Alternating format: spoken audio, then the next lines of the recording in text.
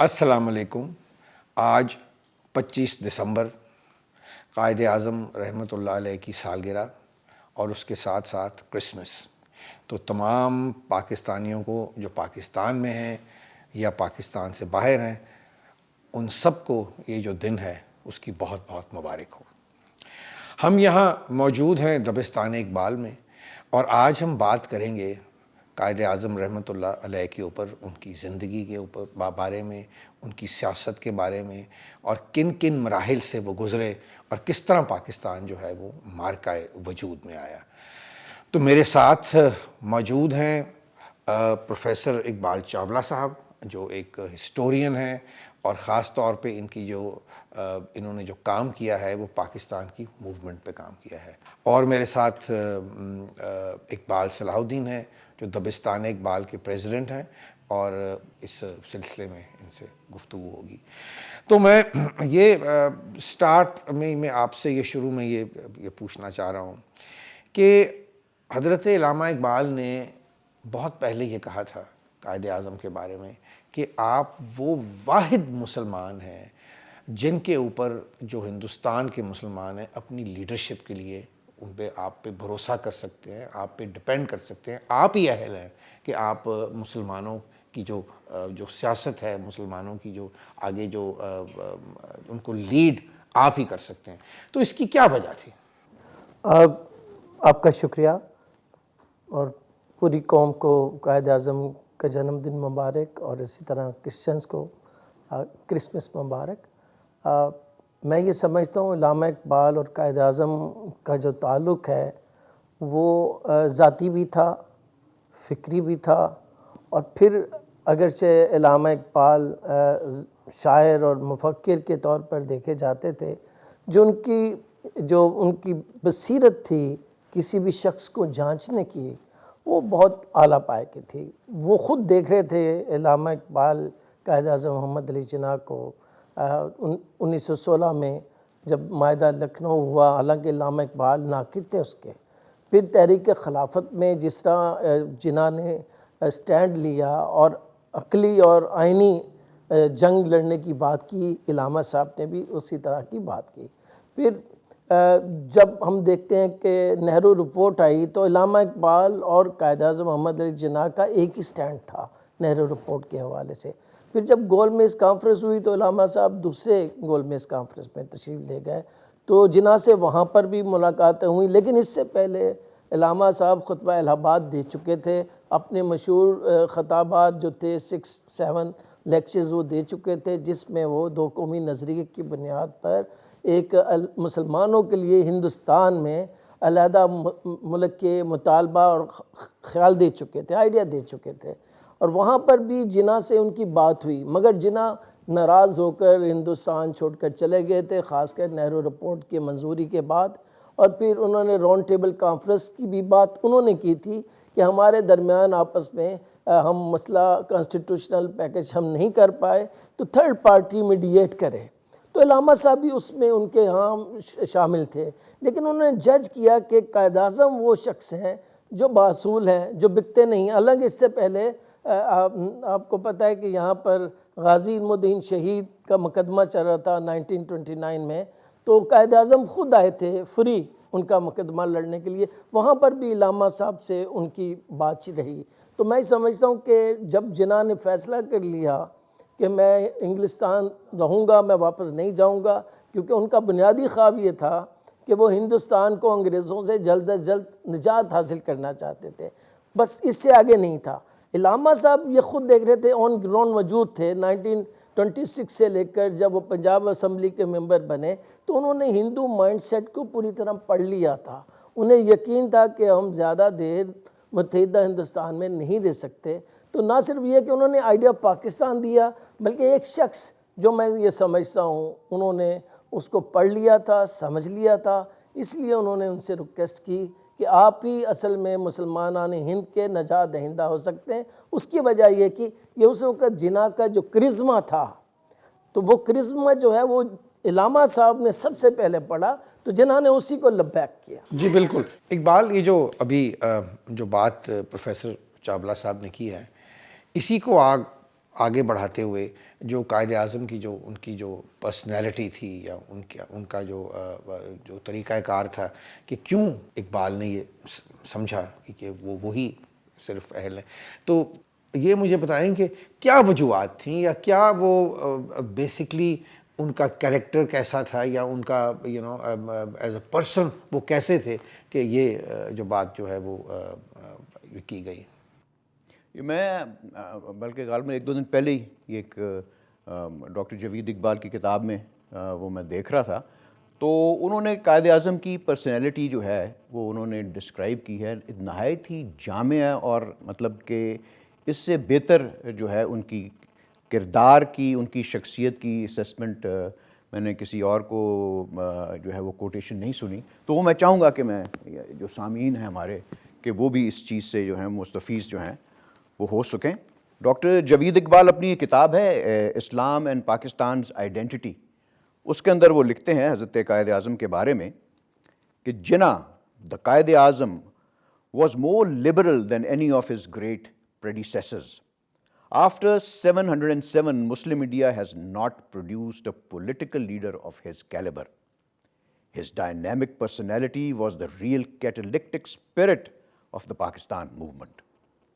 His unwavering loyalty to the magnificent cause, his resolute, his determined, confident and self-reliant leadership, his lofty single-mindedness, sincerity of purpose and bold conception of duty, his statecraft, superior political direction, organizing ability, analytical capability, flawless perception and refinement of mind and spirit were qualities never found before in any other Muslim leader. تو اس میں میرے خیال میں ساری جو قائد اعظم کی جو ان کی شخصیت کی جو ڈائمینشنز ہیں وہ بڑی خوبصورتی سے ڈاکٹر جاوید اقبال نے ان کو وہ درج کیا ہے۔ بہت ہی مطلب کہ یہ ایسی ہی شخصیت تھی، پھر ان کے ہاتھ سے ہی ایسا کارنامہ جو تھا وہ ہو سکتا تھا، کسی اور سے جو ہے اس سے کم تر سے وہ پاکستان جو ہے وہ نہیں بن سکتا تھا۔ اچھا جی، آج کا جو ہمارا پروگرام ہے اس میں آپ کی گفتگو کے ساتھ ساتھ ہم چند قومی نغمے، قائد اعظم کے اوپر بنائے گئے نغمات جو ہے وہ بھی ہم پیش کریں گے۔ تو آپ کو دکھاتے ہیں مشہور نظم میاں بشیر کی ملت کا پاسباں محمد علی جناح، اس کو راحت فتح علی خان صاحب نے اس کو گایا ہے اور کمپوز بھی کیا ہے ایک نئی کمپوزیشن میں، تو آپ سنیے گا۔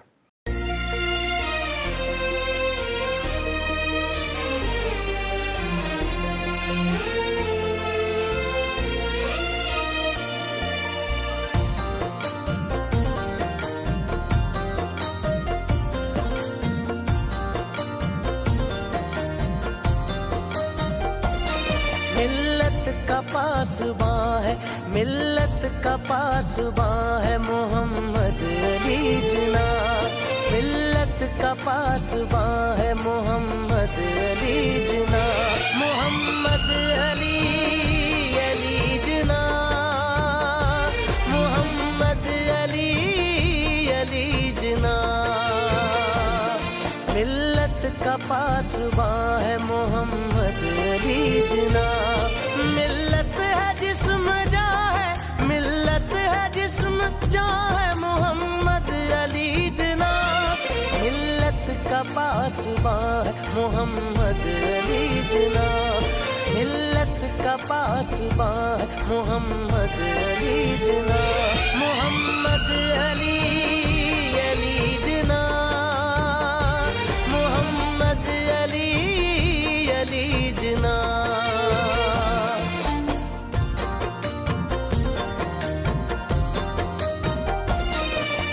شکر پھر سے گھر میں سفر اپنا کارواں، اپنا کارواں،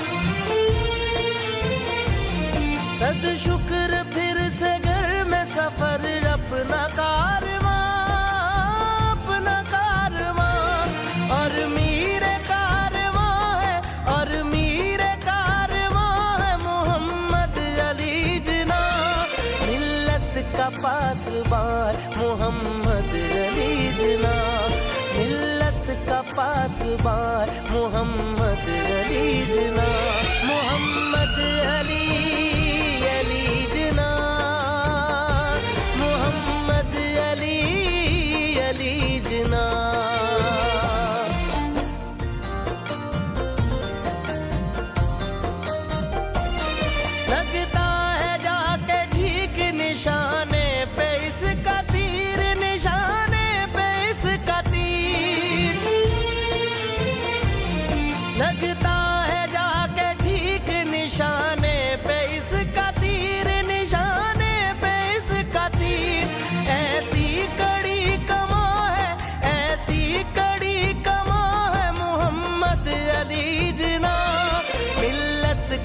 पासबान मोहम्मद अली जिना, मिल्लत का पासबान मोहम्मद अली जिना, मोहम्मद अली अली जिना, मोहम्मद अली अली जिना।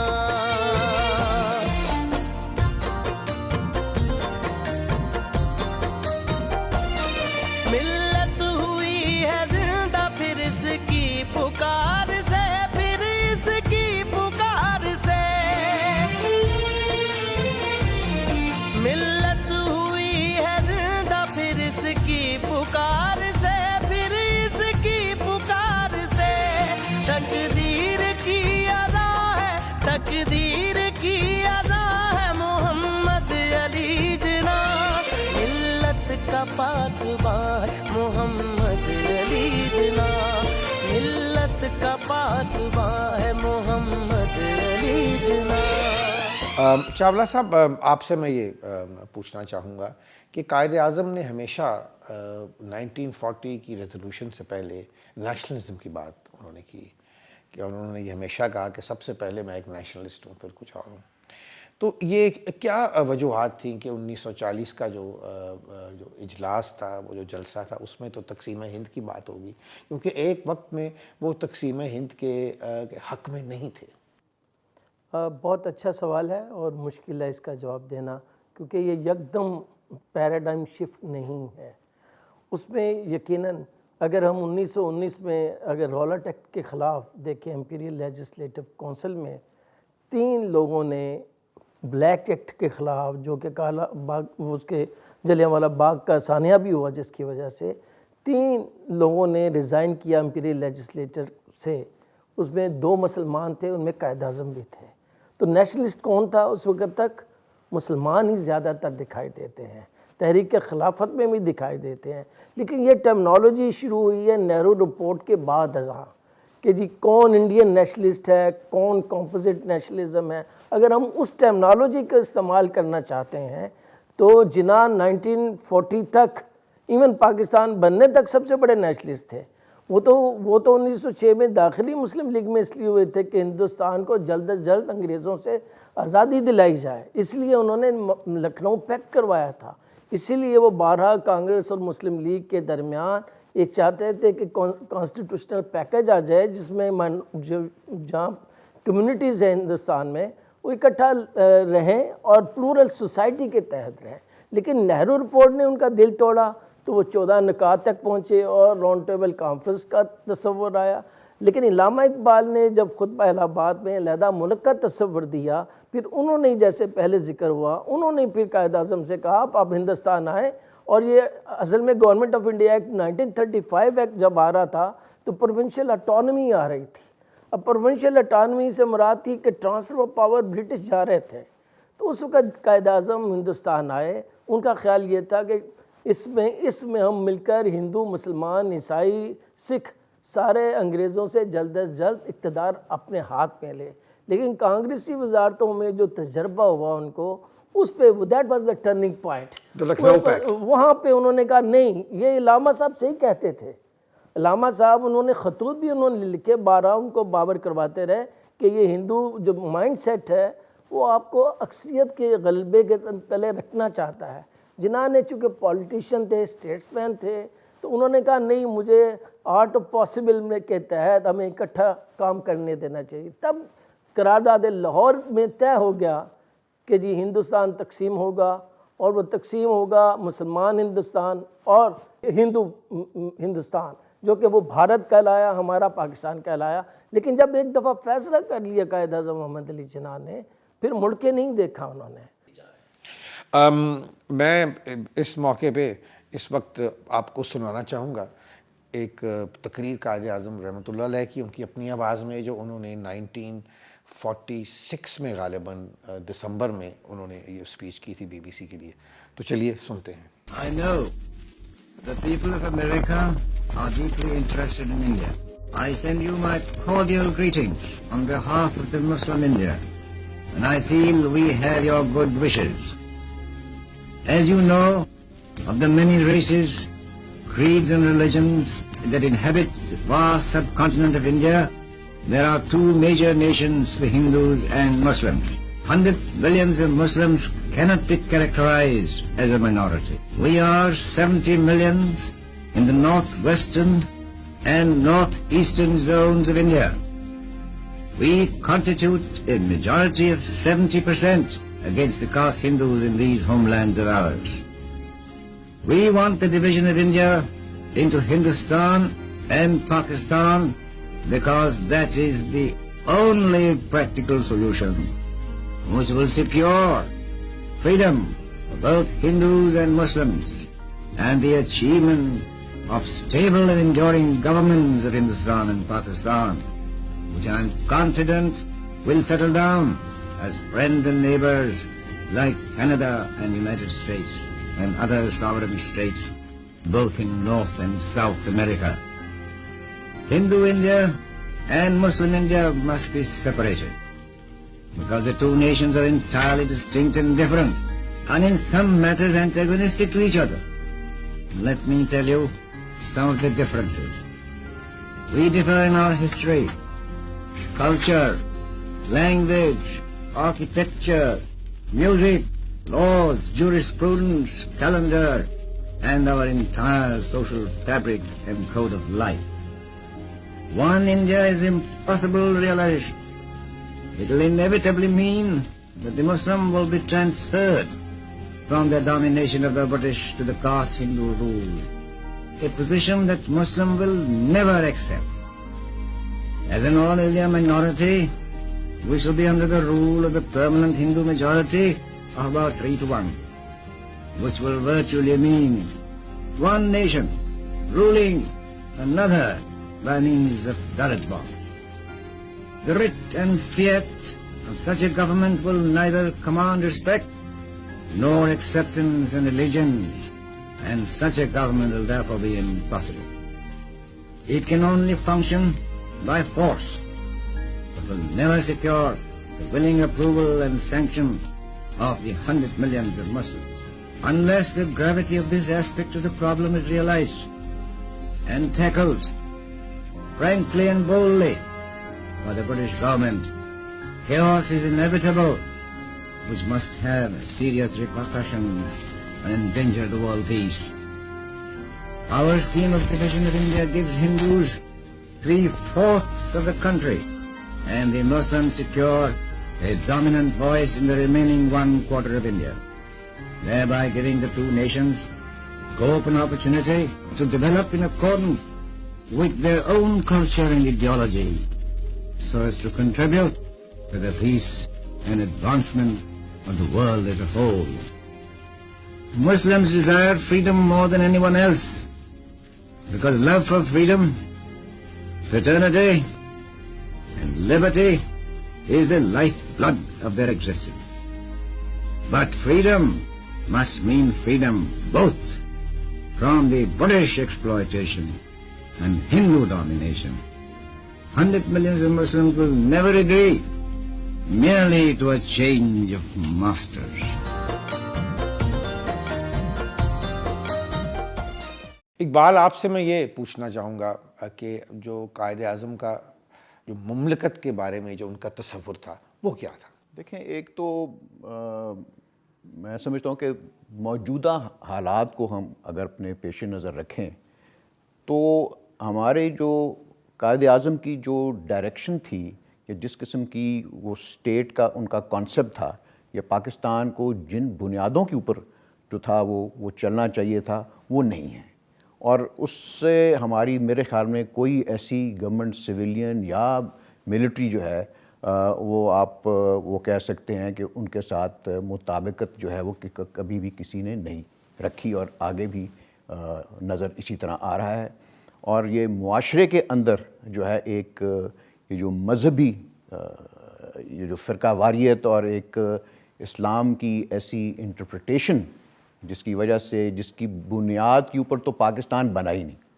देखिए, पाकिस्तान बना है इस्लाम as a Deen and not as a मज़हब, और मज़हब जो है उसकी मज़हब और दीन में फ़र्क है। ہماری تھیولوجی کے اندر، کیونکہ مذہب ایک آپ کا ذاتی نقطہ نظر ہے، اور دین جو ہے وہ اسلام کے are those set of principles which are applicable to the entire humanity، اور اس میں آپ کی ساری جو ہیں اقلیتیں بھی جو ہیں اور ان کے حقوق جو ہیں وہ سارے آتے ہیں. سو اس لیے قائد اعظم اور اقبال وہ very clear on this thing کہ پاکستان جو ہے وہ کوئی تھیوکریٹک اسٹیٹ جو ہے وہ نہیں ہے.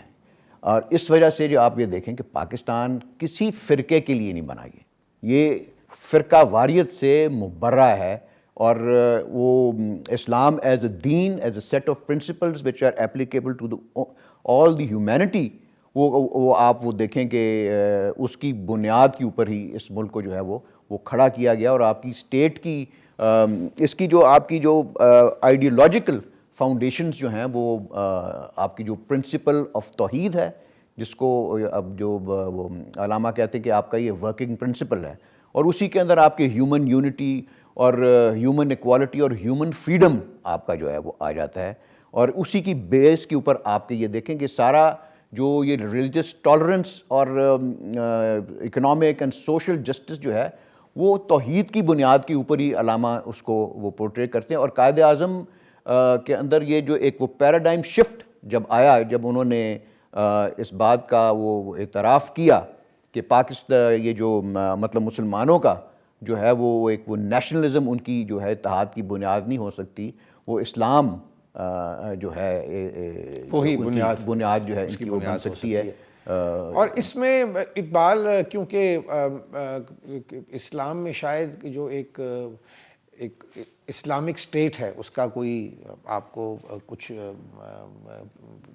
نہیں ملتا، ما سوائے کہ جو ریاست مدینہ تھی یا جو سٹی اسٹیٹ آف مدینہ، جو رسول اللہ صلی اللہ علیہ وسلم جب ہجرت کر کے آئے ہیں مکے سے مدینہ، تو وہ جو پرنسپلز تھے پھر انہوں نے ایک کانسٹیٹیوشن ایک انہوں نے بنائی، جس کو یہ کہا جاتا ہے جس کے بارے میں کہ یہ شاید دنیا کی پہلی کانسٹیٹیوشن تھی جو دی گئی. اس کی بنیاد بھی توحید کے یہی 3 اصول تھے، ہیومن ایکوالٹی، وہ سارے اس میں جو تھے وہ فرقے اپنا یہ مذاہب جو تھے بیچ میں شامل ہوئے، ایون کہ کافر بھی جو ہے اس کے اندر مساق مدینہ کے اندر جو تھے وہ شامل تھے وہ، اور human equality, human unity and ان کی جو تھا ان کو فریڈم آف ان کی اپنی جو تھا رسول اللہ صلی اللہ علیہ وسلم کو وہ عطا کیا ہوا تھا، ان کو جو تو پروویژن تھی اس کے اندر. چلیے ہم اگلے نغمے کی طرف چلتے ہیں، اور اس کو گایا ہے حنا نصر اللہ اور ساحر علی بگا نے، اور اس کو تحریر کیا ہے شکیلہ جبی نے. اے قائد اعظم تم ایک نجم درخشاں ہو. اسرار الہی کا یہ کیسا نقیب آیا، ہند کے مسلم کا وہ بن کے نصیب آیا، اور وقت آزادی کا جب بہت قریب آیا، غیروں نے کہا اٹھ کے قائد نجیب آیا.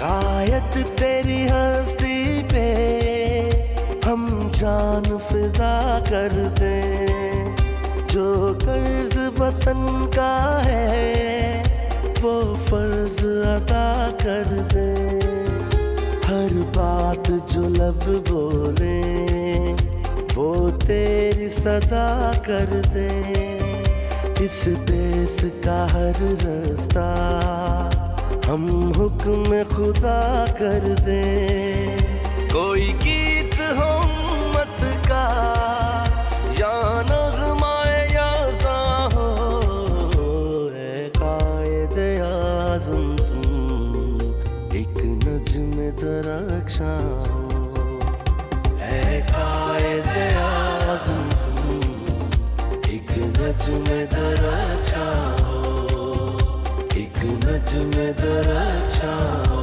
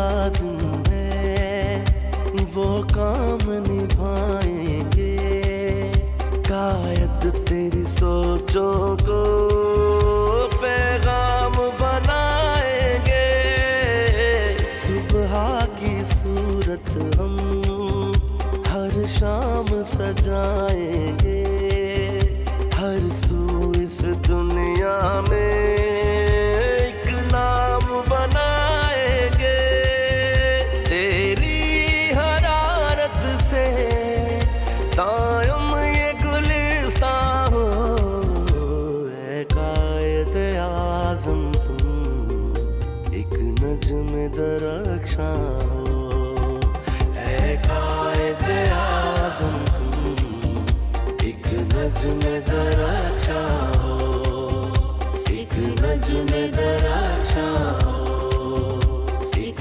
नज्म दरख्शां हो, एक नज्म दरख्शां हो, एक नज्म दरख्शां हो।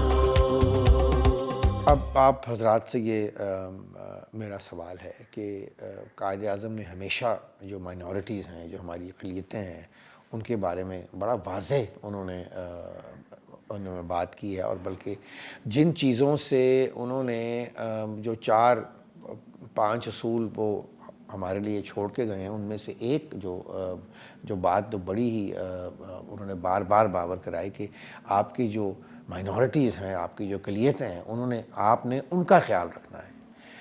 तो इसके बारे में कुछ बताइए कि क्या कायद का कॉन्सेप्ट था। देखिए, जब तहरीक पाकिस्तान चल रही थी तो मुसलमान अक़लियत में थे, तो कायद आज़म ने तो अक़लियतों की ही जंग उस वक़्त लड़ना शुरू की, और उस जो अक़लियतों के जो कर्ब था उनको महसूस किया। इसीलिए करारदाद लाहौर में अगर हम मुतालबा देखें तो अगर वो उसी के तहत 3 जून प्लान ना होता, पंजाब और बंगाल तकसीम ना होता, तो इस वक्त पाकिस्तान में 30% अक़लियतें होती। और फिर आप देखिए कि वो उन्हीं के हकूक़ की बात उन्होंने करारदाद लाहौर में स्पीच में भी कही कि अक़लियतों को पाकिस्तान में किसी तरह का खौफ नहीं होगा, इस्तेसाल नहीं होगा, न माशी न मजहबी इस्तेसाल। इसी की बुनियाद पर उन्होंने 1946 में जब काबीना मिशन प्लान आया तो इंटरिम गवर्नमेंट में जोगिंदर नाथ मंडल जो कि हिंदू था, उसको मुसलमानों का कोटा देकर वज़ीर बनाया। फिर उसी को आप देख ले, पाकिस्तान जब बना तो उसको दोबारा फिर मिनिस्टर बनाया और बड़ा इम्पॉर्टेंट ओहदा दिया। बाज़ लोग कहते हैं जी 11 अगस्त की जो स्पीच है कायद आज़म की, वो उनका बिल्कुल यू टर्न था, वो बिल्कुल 2 नेशन थ्योरी के अगेंस्ट चले गए। 3 नेशन थ्योरी ये नहीं थी। 2 नेशन थ्योरी में प्लूरल सोसाइटी का कॉन्सेप्ट था। ये साबित करना था कि पाकिस्तान एक मुस्लिम अक्सरियती मुल्क है, और हम उनसे पैरेलल करना था कांग्रेस को कि वो जो सेकुलरिज्म वो कह रहे हैं, इस्लाम is the best secular religion, जिसमें तमाम मज़ाहिब को इक्वल अपॉर्चुनिटीज़ मिलेंगी, राइट्स मिलेंगे, और वो जो इक्वल सिटीजनशिप मिलेगी, फंडामेंटल राइट्स। ये तो था जिना की विजन। जी, तो इकबाल आप क्या इसके बारे में? जी बिल्कुल, वो आप वो सही कह रहे हैं कि जो रिलीजियस टॉलरेंस की जो बात की कायद आज़म ने, आई मीन इट इज़ वो अगेन जो है आपकी जो फाउंडेशनल आपकी देखिए जो गवर्नमेंट या आपकी स्टेट और जो दीन है वो अलग नहीं है आपका, और वो हो भी नहीं सकता।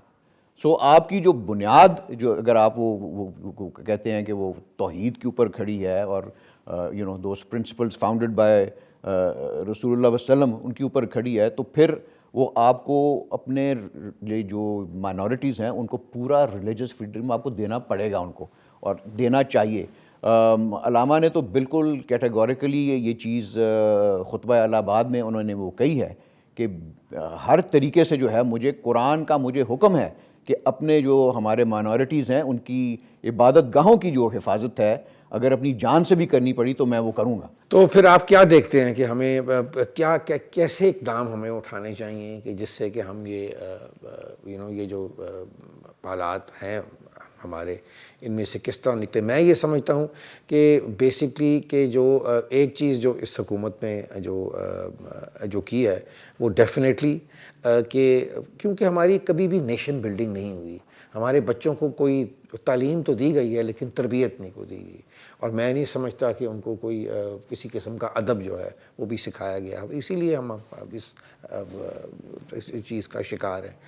تو میں یہ سمجھتا ہوں کہ یہ جو ایک آج کل بڑی گفتگو ہو رہی ہے اور تمام جو لبرلز ہیں وہ کہہ رہے ہیں کہ یہ سلیبس کو چینج نہیں کرنا چاہیے اور زیادہ جو سلیبس جو ہے بچوں کا, کیونکہ یہ جو جب آپ کی جو کم عمری میں ہی جب آپ کے ذہن میں کوئی چیز اب ڈال دی جائے, مثلا آپ دیکھیں کہ ٹرکی آپ جائیں, ایک ٹرکی کے بچے کو پتہ ہے کہ ہندوستان کے مسلمانوں نے کیا کیا تھا ترکوں کے لیے, ٹھیک ہے, کیوں کہ ان کو شروع سے یہ پڑھایا جاتا ہے. تو اس طرح ہمیں دیکھنا چاہیے کہ جس طرح ترکی میں, ایران میں اپنی وہ ینگ جنریشن کی تربیت کر رہے ہیں, ہمیں بھی اپنے جو بچے ہیں ان کو صحیح, کیونکہ اب پنجاب میں کچھ پڑھایا جا رہا ہے, سندھ میں کوئی اور سلیبس ہے, فرنٹیئر میں کوئی اور سلیبس ہے, بلوچستان. تو اس طرح تو ہماری جو نیشنل کوہیشن جو ہے کہ جو ہم آپس میں جو صوبوں کی جو ایک ہونی چاہیے, ایک نزدیکی ہونی چاہیے, وہ بالکل جو ہے وہ نہیں رہے گی, اور بلکہ میں سمجھتا ہوں کہ اس میں نقصان بھی ہوا ہے. تو اس کے بارے میں پروفیسر صاحب آپ کیا؟ میں آپ سے بالکل اتفاق کرتا ہوں. اگر یہ حکومت ایسا سوچتی ہے, کیونکہ ہمیں یہ اب سوچ کیوں, مطلب میں جب میٹرک میں تھا تو ہمیں اس وقت علامہ صاحب کے جو شکوہ جواب شکوہ ہر بچے کو یاد تھا, ایک اشعار یاد تھے. اب ہمارے بعد والے لوگوں کو بھی کچھ اشعار یاد رہے ہوں گے, مگر ہم نے اپنا جو سلیبس تھا اتنا بدلا ہے. ہر حکومت نے اپنی نیڈز کو دیکھے ہوئے اسے کوئی پرماننٹ بنیادوں پر نہیں ہم نے دیکھا, نہ نیشنل سوچ کو بیدار ہونے دیا گیا اور نہ ہوا, جس کے ذریعہ ہم کیا سوچ ڈیولپ کرتے رہے جی, بیسک ڈیموکریسیز کی طرف چلے جائیں, صوبوں کی طرف چل جائیں. اسی لیے دیکھیے کہ مشرقی پاکستان کا ثانیہ ہوا. اب پھر اگر ہم صوبائی خود مختاری بہت اچھی چیز ہے, اس سے بھی مزید ڈیسینٹرلائز کرنے کی ضرورت ہے, لیکن یہ جو ایجوکیشن جو ہے نا جی, وہ میں سمجھتا ہوں کہ سینٹر کے پاس رہنی چاہیے. HEC کے ذریعے آپ کو ایک ایسا کریکلم ڈیولپ ہو جس میں لوگوں کی نیشنلزم بیدار ہو. بالکل ایگزیکٹلی. چلیں جی, اب چلتے ہیں ہم اپنے اگلے قومی نغمے کی طرف آتے ہیں. اس کو ابھی حنا نصر اللہ صاحبہ نے اس کو گایا ہے, اور ایسا ضرور ہوگا ہر ذرہ اس وطن کا, اب کوہ طور ہوگا, ایسا ضرور ہوگا. ہر ایک راہ ستارہ فشاں ہے میرے لیے, میرے وطن کی زمین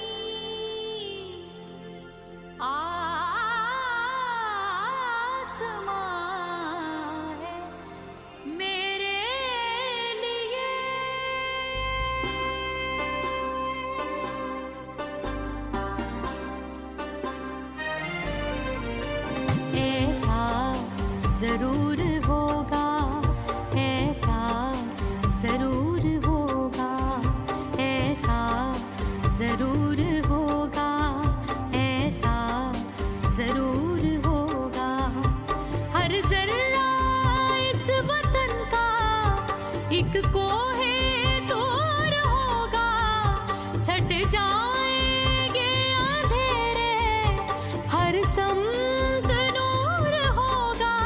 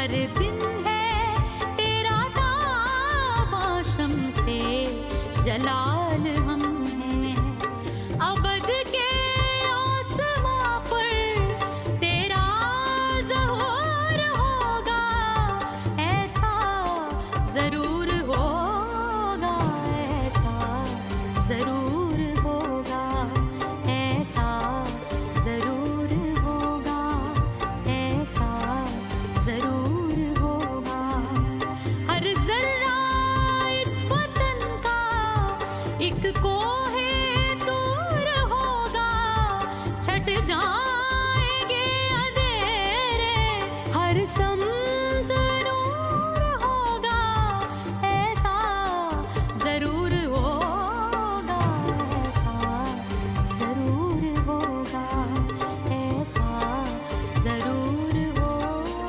ऐसा ज़रूर होगा ऐसा ज़रूर होगा ऐसा ज़रूर होगा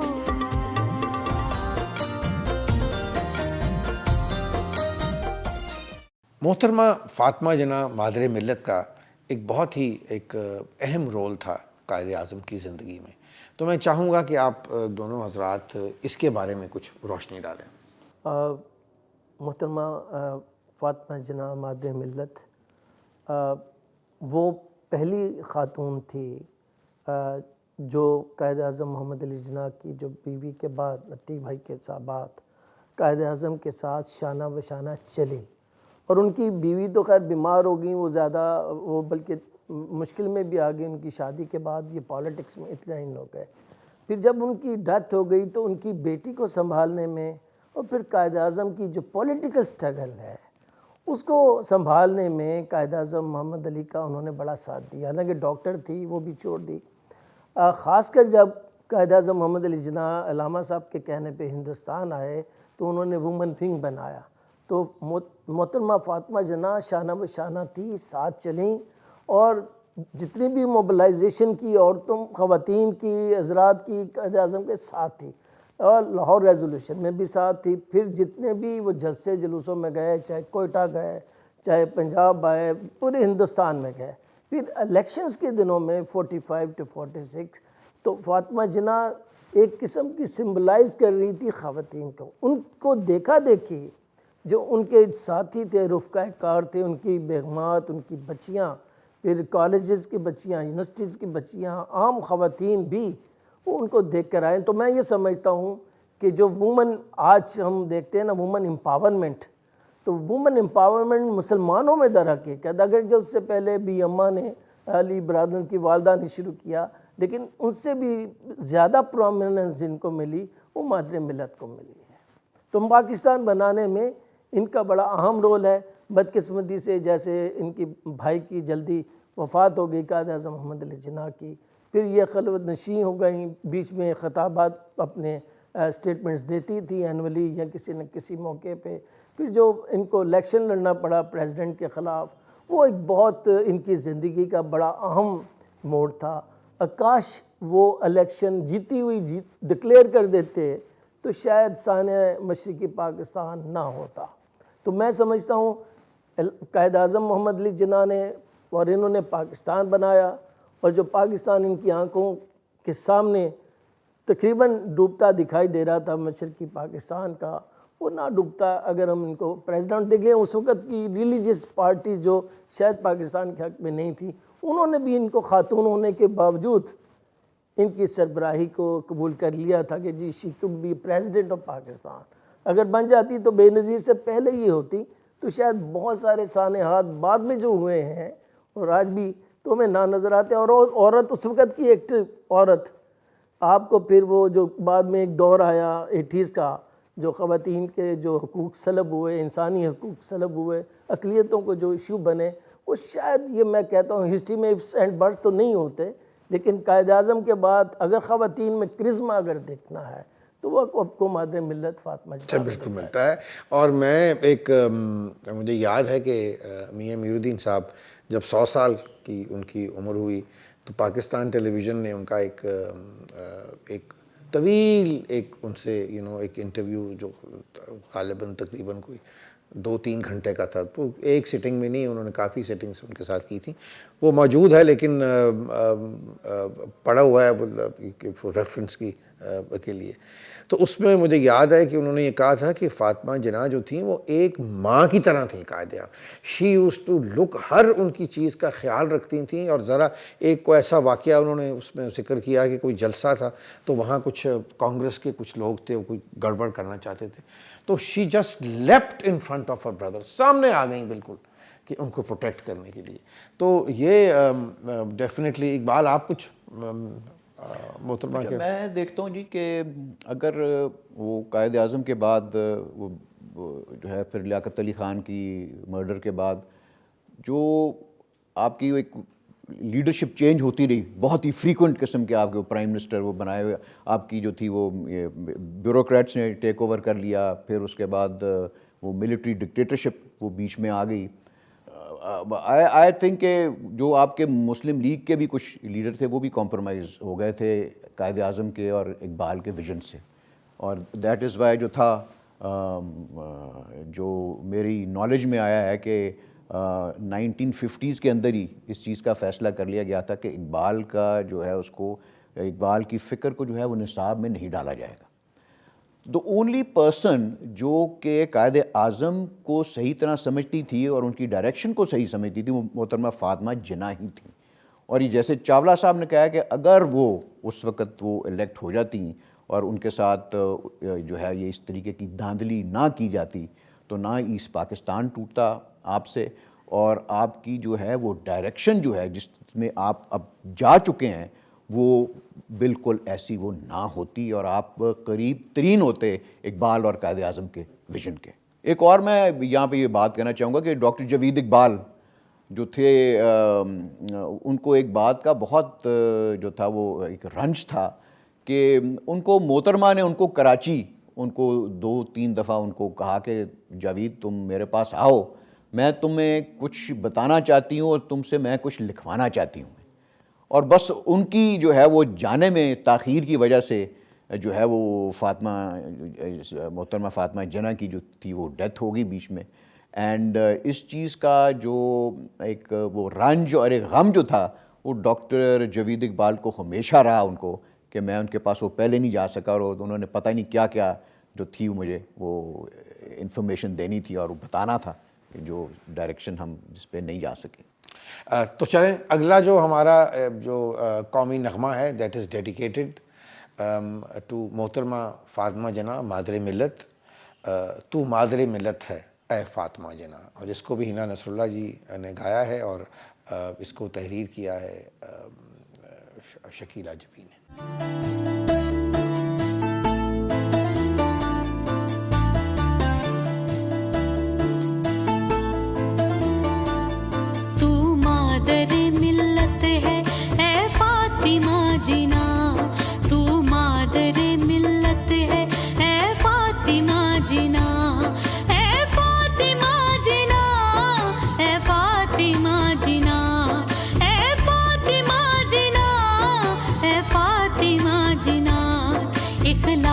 کے سروپ میں تو ممتا کا روپ ہے، چھاؤں ہے کہ دھوپ ہے، تو ممتا کا روپ ہے، ناموس کی بنا اے فاطمہ جناح، اے فاطمہ جناح، اے فاطمہ جناح، اے فاطمہ جناح.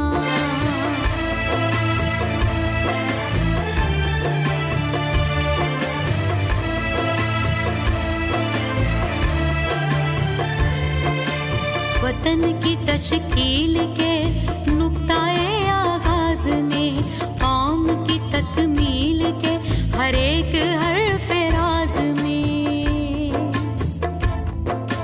وطن کی تشکیل کے نقطۂ آغاز میں، قوم کی تکمیل کے ہر ایک حرف راز میں، لمحہ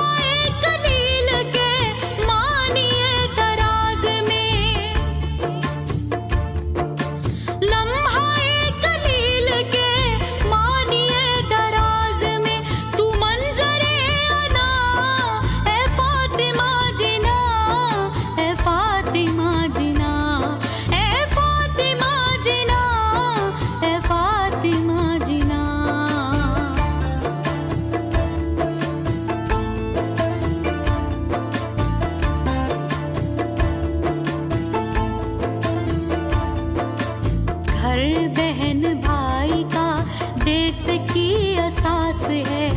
جذبائے خدائی کا نغمائے سپاس ہے. گھر بہن بھائی کا دیس کی اساس ہے. جذبائے خدائی کا نغمائے سپاس ہے. کیفیت صحبائی کا عجب دست راس ہے. ہر لب پہ ہے ثنا اے فاطمہ جنا، اے فاطمہ جنا، اے فاطمہ جنا، اے فاطمہ جنا.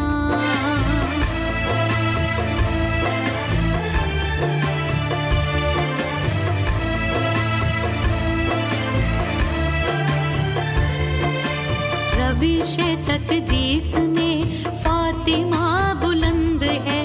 کردار کی سلیس میں ہواؤں پہ کمند ہے. روش تقدیس میں فاطمہ بلند ہے. کردار کی سلیس میں ہواؤں پہ کمند ہے. فطرت نفیس میں ساگر سربند ہے. تو حسن استغنا اے فاطمہ جنا، اے فاطمہ جنا، اے فاطمہ جنا، اے فاطمہ جنا، اے فاطمہ جنا، اے فاطمہ جنا. تو مادر ملت ہے اے فاطمہ جنا. تو مادر ملت ہے اے فاطمہ جنا. اے فاطمہ جنا، اے فاطمہ جنا، اے فاطمہ جنا، اے فاطمہ جنا، اے فاطمہ جنا، اے فاطمہ جنا، اے فاطمہ جنا، اے فاطمہ جنا.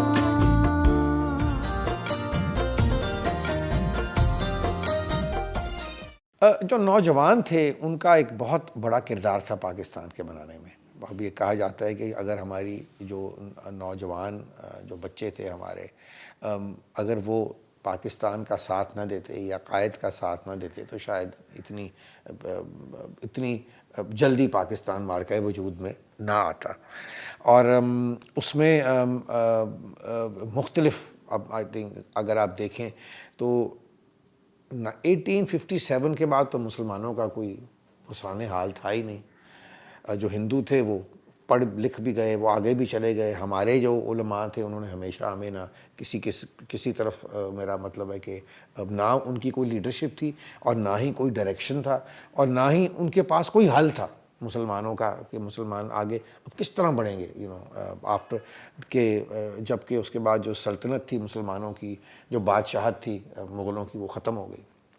تو اس وقت پھر آئی تھنک جو سب سے پہلی چیز ہوئی وہ سر سید احمد خان نے جو علی گڑھ یونیورسٹی بنائی اور ایک علی گڑھ موومنٹ چلی اور ایک پڑھا لکھا مسلمان جو تھا وہ سامنے آیا اور ان کی ایک سوچ بھی جو تھی وہ فرق تھی.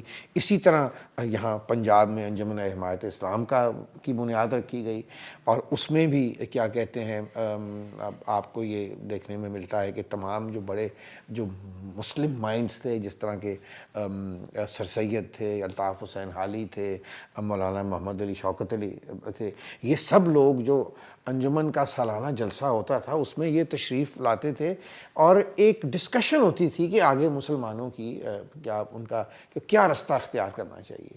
تو یوتھ کا جو ہے یہ مجھے یاد ہے کہ ایک معراج خالد صاحب مرحوم ایک اقبال ڈے کا جلسہ تھا اور اس میں انہوں نے یہ کہا کہ اگر انجمن حمایت اسلام نہ ہوتی اور یہ اسلامیہ کالج سول لائنز اور اسلامیہ کالج ریلوے روڈ یہ انسٹیٹیوشنز نہ بنتی تو ہم شاید ان پڑھ رہ جاتے کہ بیکاز یہ ہم افورڈ ہی نہیں کر سکتے تھے اس قسم کی ایجوکیشن کو. تو میں سمجھتا ہوں کہ ایک بہت امپورٹنٹ رول رہا ہے نوجوانوں کا اور اسٹوڈنٹس کا.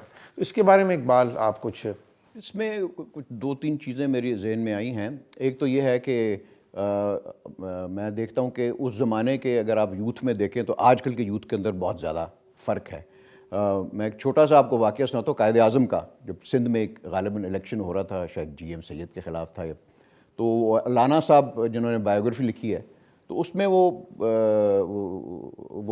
بتاتے ہیں کہ قائد اعظم کے پاس ہو گئے کوئی ریسورسز چاہیے تھے, پیسے چاہیے تھے, کوئی پیٹرول کے لیے وغیرہ, اور جو تھے وہاں پر 100 اسٹوڈنٹ علی گڑھ یونیورسٹی کا سندھ میں کیمپین کرنے کے لیے گیا تھا مسلم لیگ کے لیے اس زمانے کے اندر. آپ وہ دیکھیں یہ 20 22 24 سال کے جو بچے تھے ان کے اندر کیا جذبہ تھا, یہ یوتھ تھی نا اس وقت, یوتھ تھی.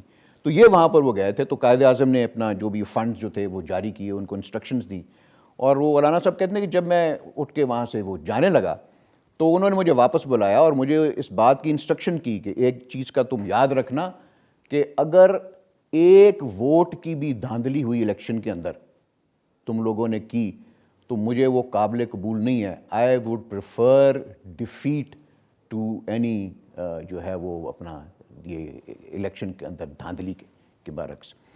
میں صرف آخر میں ایک اور اگر اجازت دیں, دیکھیے ہمارے یوتھ کو جو کہ یوٹیوبر ہیں, سوشل میڈیا میں بڑے ایکٹیو ہیں, اب یہ دیکھیے کہ 15 سال سے لے کر 35 سال تک تو ہیں, اس سے آگے بھی ہیں, ان کی انرجیز بہت بڑی انرجیز فرقہ واریت میں, مذہب کے معاملات میں, سیاسی معاملات میں ضائع جا رہی ہے. وہی لوگ اگر وہ کمپیٹ کریں, ڈبیٹ میں حصہ لیں, جو ارد گرد کے پڑوسی ممالک 5th جنریشن وار, ہائبرڈ وار میں آپ کو انگیج کر رہے ہیں, ان سے ڈبیٹ کریں, تو میرا خیال ہے کہ ان کی صلاحیتوں میں اضافہ ہوگا, ان کے اندر پازیٹیو سوچ آئے گی. ان سیاسی لیڈرز کو, مذہبی لیڈرز کو اپنی جنگ لڑنے دیں, ان کے پونز نہ بنیں, ان کے جناب سیٹلائٹس نہ بنیں, لیکن بدقسمتی سے 20-20 ہزار 15-15 ہزار روپے میں بچوں کو ہم لیڈر ان کو خرید کر غلط راستے پہ لگا دیتے ہیں, کبھی کس کی میمز بناتے ہیں, کبھی کچھ, لیکن وہ بھی چند ایک ہیں. زیادہ تر ہمارے یوتھ جو ہیں وہ بڑے سمجھدار ہیں, ذمہ دار ہیں.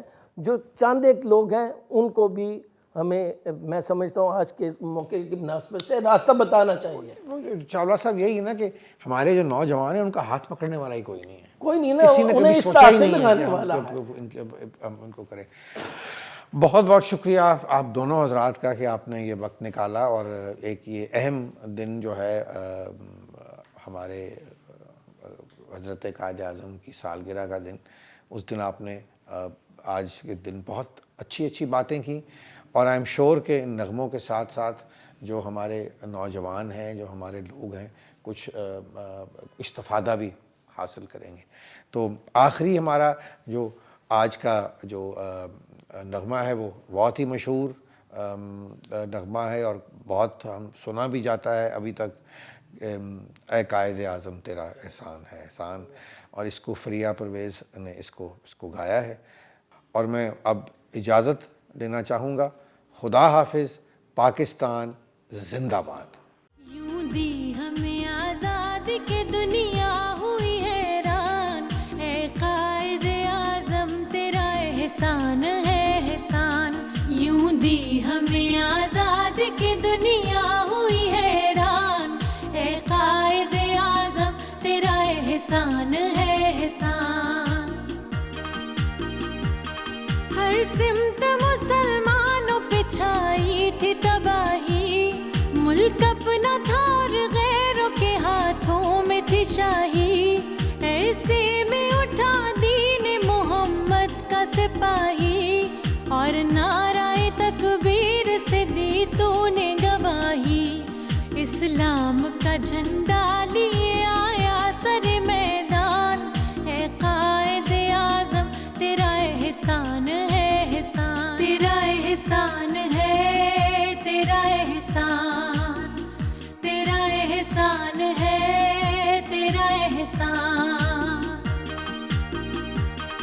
دیکھا تھا جو اقبال نے ایک خواب سہانا, اس خواب کو ایک روز حقیقت ہے بنانا. یہ سوچا جو تو نے تو ہنسا تجھ پہ زمانہ, ہر چال پہ چاہا تجھے دشمن نے ہرانا. مارا وہ تو نے داؤ کہ دشمن بھی گئے مان, اے قائد اعظم تیرا احسان ہے احسان. تیرا احسان ہے تیرا احسان, تیرا احسان ہے تیرا احسان. لڑنے کا دشمنوں अपना बंदूक न तलवार न ढाला, सच्चाई के अनमोल असूलों को संभाला। पिन्हा तेरे पैगाम में जादू था निराला, ईमान वाले चल पड़े सुनकर तेरा फरमान। ए कायदे आज़म तेरा एहसान है एहसान, तेरा एहसान है, तेरा एहसान, तेरा एहसान है, तेरा एहसान। नक्शा